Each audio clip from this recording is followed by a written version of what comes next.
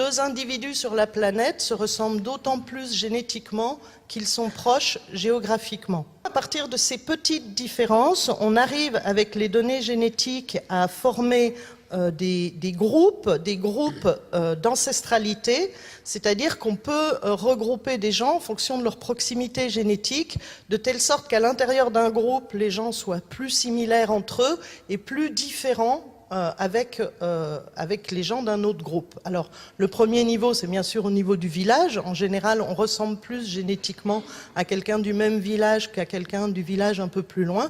Et on peut comme ça regrouper jusqu'à arriver à un niveau de groupe qui correspond grosso modo au continent. La meilleure représentation de la diversité génétique de ces 50 populations, c'est quand on forme 5 groupes. Autrement dit, quand on a ces 5 couleurs.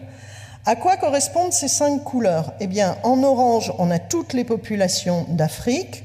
En bleu, on a les populations d'Eurasie. En rose, on a les populations d'Asie de l'Est. En vert, on a les populations d'Océanie. Et en bleu foncé, on a les populations d'Amérique. Autrement dit, la meilleure description de la diversité génétique de nos 50 populations qui sont à travers le monde est de les regrouper en 5 groupes différents qui correspondent à peu près à chacun des continents.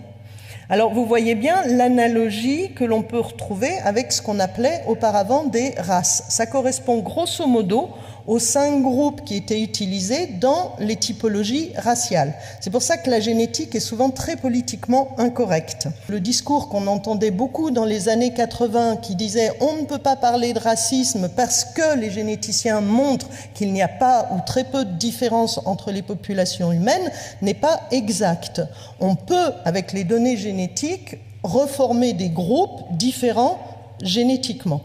Donc, vous voyez, le discours de ce que peut apporter la génétique a légèrement évolué. On ne peut plus dire qu'on ne peut pas faire de groupe à partir des données génétiques.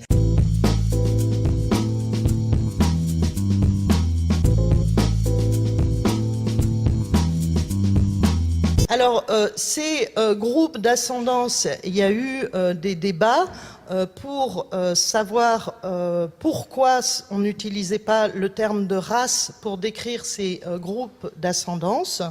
En fait, le problème, c'est que, comme vous le savez tous, le terme de race est chargé d'autres sens. Notamment, le terme de race est chargé du sens de hiérarchie, qui a bien sûr rien à voir avec des groupes d'origine géographique différentes, mais surtout la notion de race, et c'est important, implique ce qu'on appelle une essentialisation, c'est-à-dire qu'on associe à des différences biologiques des valeurs morales, des différences de comportement, des différences de culture, des différences d'aptitude.